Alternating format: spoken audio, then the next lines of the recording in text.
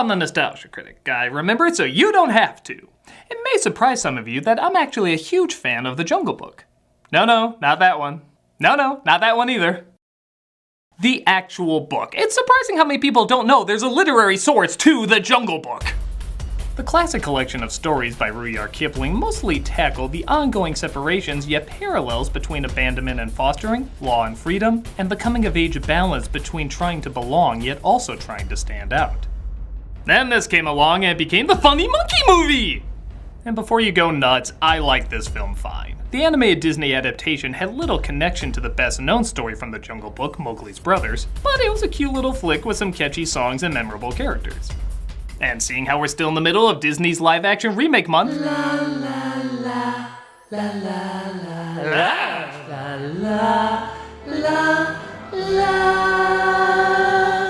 it only figures to talk about, I'll just say it, what I think is a weirdly beloved modern version.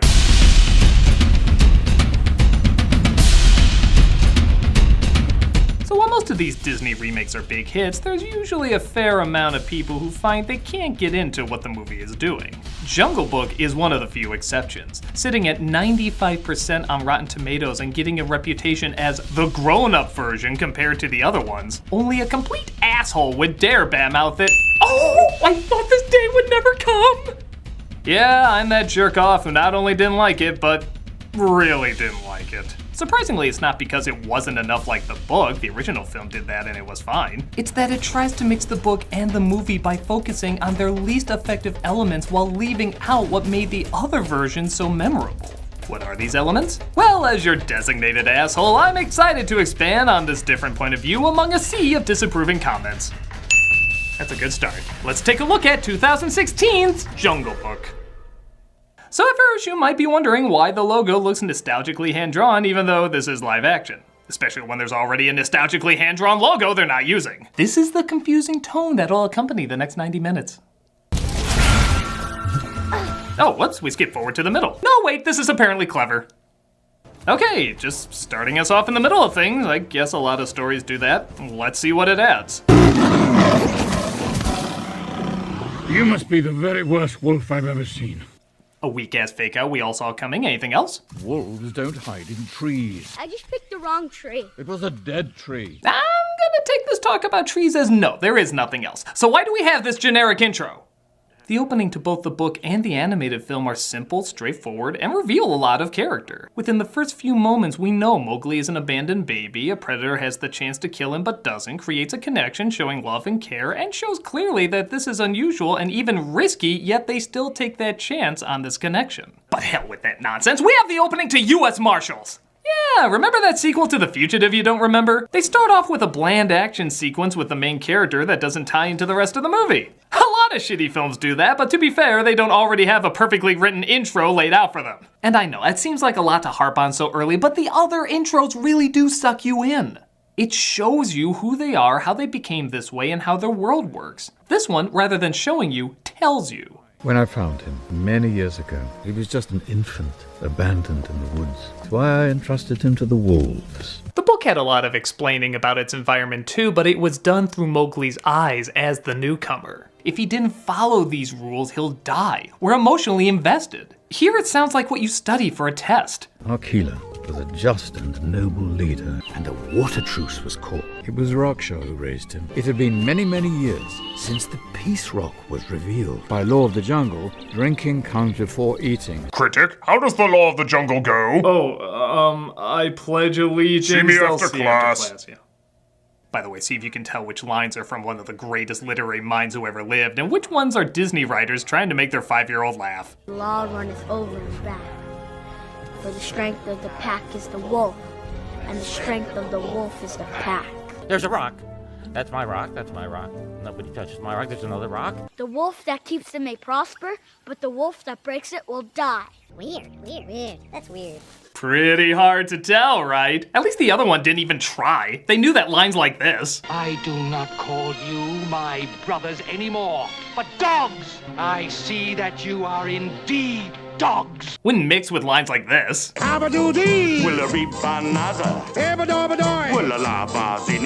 were saving the more grown-up version for the sequel. Mowgli, played by Neil Sethi, forms a strong friendship with Bagheera, voiced by Ben Kingsley, and to their credit, everybody in this film acts fine. Even ones chosen to act bad are surprisingly pretty good, but we'll get to that in a bit. The technology is very impressive too, as it truly is hard to believe that all of this takes place inside a studio.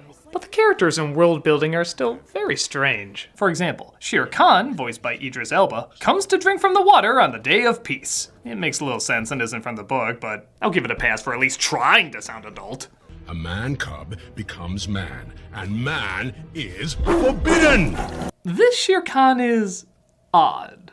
In the original story, he's a screaming, bloodthirsty thug, but still follow the laws of the jungle. In the anime one, he's calm and sophisticated, but does whatever he wants for the thrill of it. Here, they try to combine the two, and it just doesn't add up. He has an elegant vocabulary, but he's always dirty and covered in mud. Imagine if the anime one looked like that. He'd look ridiculous. You're trying my patience. He also goes on and on about following the law of the jungle and that Mowgli should be killed because man is too dangerous, but we'll get to that in a moment. Just remember I said that. For now, there's concern about whether or not the law-abiding Shere Khan will not harm Mowgli. It was a question the council had to face. They deliberated and they argued for many days. It was more interesting when they showed this discussion, but school's not supposed to be fun. I'm leaving. No matter where you go, or what they may call you, you will always be my son. Feel free to return to share our incredible moments, like hearing Bagheera talk about our incredible moments. So Mowgli agrees to leave to keep the wolves safe, but Bagheera says he's going to take him to the man village, which Mowgli doesn't want to go to. Shere Khan separates them though, as Mowgli tries hiding among the wildebeest stampede. I saw another Disney film like this. It doesn't end well for the cat. Mowgli gets away though, which should make Shere Khan happy, seeing how he's finally out of the jungle. But he returns to the wolves and, well, kills their leader and holds them hostage until Mowgli returns. Until I have the man cub, these hills are my hills. Okay, this brings me back to what I was saying before. Now, this might sound like a dumb question at first, but really think about it, like actually think it over. Why does Shere Khan want Mowgli? In the original, it's because he lives among them. Makes sense, he thinks he's gonna grow into a man and kill them. In the anime one, it's for the thrill of the hunt. He loves the challenge and smiles whenever he even hears the mention of man. I'm going to close my eyes and count to 10. It makes the chase more interesting for me. Here? I don't really know. If he can do whatever he wants, like in the anime one, why didn't he just get Mowgli at the watering hole? Nobody's stopping him from taking over the wolves, so nobody would stop him there. If he follows the rules like in the book, he just threw those out the window when he killed the wolves' leader. And it doesn't matter because Mowgli's out of the jungle anyway, there's no threat. Either way, there's no reason for him to want this damn kid, not in character motivation or logical survival. I know they're trying to be the grown-up version, but when the adult version can't answer why and the kid version can, you're pretty much becoming DC. But don't worry, their version of Ka is sure to win you over. Yeah, you remember him? Arguably pointless, but so much fun to watch you wouldn't dream of filming a Jungle Book movie without him. He was funny, but also had a predatory creepiness to him. Think Winnie the Pooh crossed with Herbert from Family Guy. You don't want me to look at you? I know what you're trying to do. He had 2 lengthy scenes in the anime one, so let's see what they do with him here. Well, first of all, he's a she now, played by Scarlett Johansson. Poor, sweet little cub. Okay, odd, but I'll see where they're going with this. She, for no reason I can figure, tells him that Shere Khan killed his father, then tries to eat him, but is knocked out by Baloo the bear. And that's it, no more Ka. Under 2 minutes of no jokes, no songs, not even really any character. But man, does she use those plot points for hypnotizing people that leave no impression on our main character. Like, he doesn't even bring up, oh, it sucks that Shere Khan killed my dad. Kinda looks like he just forgets about it through most of the movie. So, which one is really better? The silly little kid version that no one remembers, or the super complex, dark and gritty grown-up version? What the hell are you people? Oh, by the way, is that the motivation for why Shere Khan wants Mowgli so bad? He wants to go after the offspring of the man who burned his face? Well, he already killed the guy. I don't see what going after the offspring's gonna do. Is he also gonna say screw the law of the jungle and my livelihood because I didn't get the son of an antelope? Or the daughter of a quail? Or the nephew of a zebra? This is still dumb if this is it! Relax, kid. No need to get worked up, okay? So Bill Murray plays Bill Murray, voicing a bear playing Bill Murray. You owe me, kid. You owe me. I I guess his distinct voice can be a little distracting, but if you never heard Little John when watching the original, you are lying to your soul. As payback for saving Mowgli's life, Baloo uses him to climb up a mountain to get him honey, telling him the bees don't sting. You said they didn't sting. What do you call this? Back off, man. I'm a scientist. I have to go to the man village. So Mowgli decides to head to the man village. Yeah, I guess he's okay with going there again. And Baloo says he'll show him the way. You can always tell by the red flower. The red flower doesn't seem so bad. Yeah, let it loose and it destroys everything it touches. Kinda weird how he calls fire the red flower, but a moment earlier he used the word propaganda. That's not a song. That's propaganda. Guess they got a lot of Michael Moore movies in the jungle.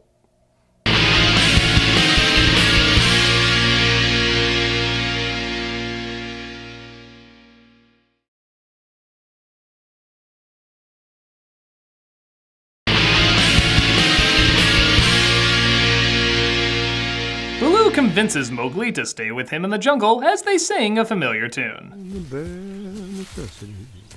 What's that? That's a song about the good life. Yeah, the other version they were on song 3, but I guess this is a good time to do our first. Bare necessities, the simple bare necessities. I do like that Mowgli puts devices together to help get food. It actually makes me realize how pretty useless he was in the anime one. He even finds an elephant trapped in a hole and uses his ingenuity to get him out. It's actually a very nice scene. But it's botched when Bagheera finds them both and tries to take Mowgli back to the man village. You see, when he tells Baloo that Shere Khan is after him, Baloo, for no friggin' reason, lies to Mowgli about why he has to go. Maybe it's time for you two mosey along. We're buddies, aren't we? No, we were never friends. I certainly never thought of you as my friend. Do I have to spell this out? I don't want you around anymore. Okay, look, this scene in the anime one is kinda lame too, because Mowgli's just being a brat. But Baloo still tells him the truth. And it's Mowgli's constant fear of the man village that drives him away. In this version, Baloo convinces him to stay in the jungle. Mowgli was actually gonna go to the man village even without Bagheera. So why the hell doesn't he just be honest? Go to the village or Shere Khan will kill the shit out of you. He already knows how dangerous he is. In the original, he's never seen him before, but here, he got attacked by him several times. So yeah, go to the man village, come visit, we'll hang out, just like the original plan we had. If it turns out to not be fun for you, I will walk you right down to that man village myself. Just till winter. There is no goddamn reason for this pitifully forced friendship breakup. It's lazy. It's done in a million movies to create a third act rift, and it's lazy. The book didn't need him lying, the anime one didn't need him lying, but this one does because it's the grown-up version. Hey, you know what's grown up? Treating kids with respect and being creative in what you teach them. You lazy assholes! Okay, so what characters haven't made an appearance yet? Monkey! That's right, monkeys kidnap Mowgli and take him to a temple where King Louie, voiced by Christopher, you bet your ass they made this joke walking, resides. Who in all fairness is actually kinda good. I'm not even kidding, it's a totally different tone and attitude, but it kind of works. You, man cub. You come from the south, the north, what part? The south, I guess? You know who I am? I am the king of the Badalag. He's kind of like a mafia boss, soft-spoken but intimidating. He's threatening but also weirdly engaging. You want to live here? You need a people to protect you. But just when you think this is something untainted by stupid. Now don't try to kid me, man cub. I'll make a deal with you. Oh my god, is this happening? I desire this man's red fire to make my dream come true. You don't have to do this. Now give me the secret, man cub. Come on! Tell me what to do. Get out! Get out of there! A man's red flower so I can be like you. Oh, Obi-Doo! No! I want to be like you. Okay, so you might be thinking, come on, this song was in the animated one, why not here? Because there is no other point in the movie that's a friggin' musical! Bare Necessities is a song, but not a musical number. It's a tune Baloo teaches Mowgli and they sing it together. This song is being used to speak and communicate. It's replacing conversation and expressing motivation. And it's the only one like it in the movie. It's like at the end of Full Metal Jacket when they sing Mickey Mouse Club. M-I-C-K-E-Y They're just singing a song they all know after battle. It makes sense. But if the drill sergeant broke out singing Let It Go and everybody joined him, it'd be friggin' goddamn ludicrous. This is that scene. It's friggin' goddamn ludicrous. How did it get this again? Baloo comes in to create a distraction as Bagheera saves Mowgli. But before getting him out, Louie reveals that the leader of the wolves is dead. Shere Khan killed him. Again, Bagheera could have relayed that information, but we have to pretend this pointless scene wasn't a pointless scene because, again, grown-up version. Finding this out, Mowgli sneaks into the man village to grab the red flower to fight off Shere Khan. A few drops of it fall, and I can see where the phrase spread like wildfire comes from because shit! The whole jungle's on fire in seconds! Okay, this would literally have to go from this to this in a matter of a few minutes. Even wildfire doesn't spread like wildfire! So the animals are now afraid of Mowgli for starting the fire, even his family, but he throws out the fire, which is the stupidest thing he could have done. That was the stupidest thing you could have done. Right? If you destroyed their home, you might as well use it for its original intent. But the animals stand behind Mowgli to say thanks for burning everything down, and why the hell didn't we rise up to fight this jackass days earlier? You all in my teeth! So all the animals rush in to take down Shere Khan, or Baloo just rushes in and everybody else just shows moral support. What can we do? We're just killer animals. We can't fight those killer animals. Baloo gets taken down though, as everyone remembers. Oh yeah, we can do something. As Mowgli is told not to fight him like a wolf, but fight him like a man. Fight him like a man.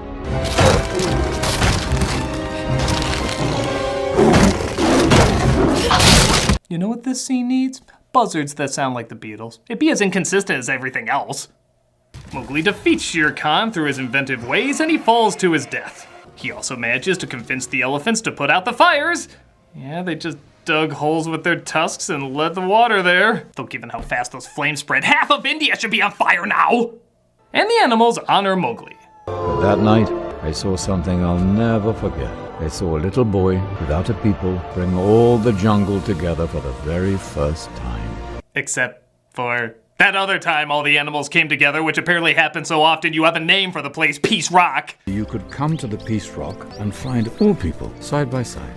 Don't dress this up, Bagheera. He set your home on fire and somebody else put it out. He's the equivalent of a donkey kicking a lantern. But okay, you know the drill. After all this talk of acting like a man, fighting like a man, and thinking like a man, the time has come for him to go absolutely nowhere. Interesting change. In just about every version, he goes back to the man village because they build up, that's where he belongs. But this one doesn't do that. Why? No goddamn clue. I have no idea how this makes anything better. The story, in most of its forms, is about accepting the responsibility of who you are and where you'll grow best. But this one ends on an image just as lazy as the writing, closing the exact same book used in the animated film. Because you just saw the animated film, except it's live action. They're so similar! Guys, I don't get this. I know objectively this isn't an awful film. If there were no books or other versions, it'd probably just be seen as a passable kids flick. But there is a book and a perfectly good animated film, and nothing in this is better than either of those. The original story is aggressive, dark, and full of great tropes. The animated film is cute, charming, and full of unforgettable characters. This tries to combine them without realizing what made them work on their own. Are you gonna remember any of these characters more than the animated one? Probably not. Are you gonna remember the language or lessons as much as the book? I don't even think the movie remembers its own language or lessons. It keeps changing so much. This is the law of the jungle. There's a rock.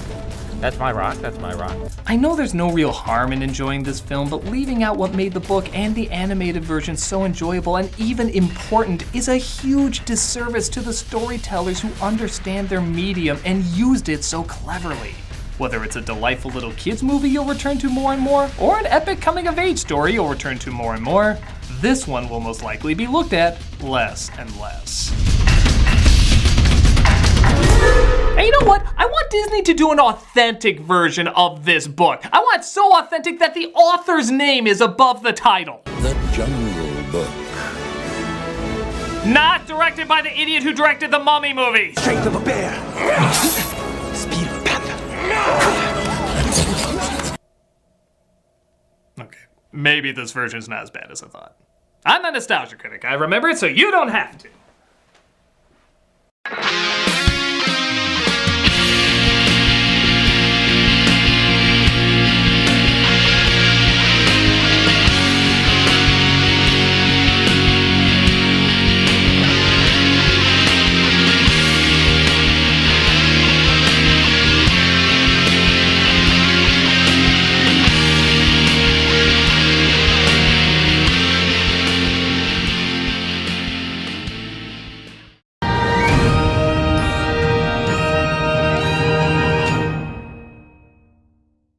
Hey, Doug Walker here doing the charity shout out, and this week we are doing Child Fun International. Founded in 1938, this is a global child development and protection agency. It helps children break the generational cycle of poverty and achieve their full potential. Child Fun works in 27 countries, assisting 19 million children and family members. They want to help deprived, excluded, and vulnerable children to have the capacity to improve their lives and the opportunity to become young adults, parents, and leaders who bring lasting and positive change to their communities. If you look at their site and their YouTube page, you'll find many personal stories about how they've helped so many children become the best person they're able to be. Every child deserves that chance, and this is an organization that makes it happen. Click on the link and be a big part in giving that child the chance they need.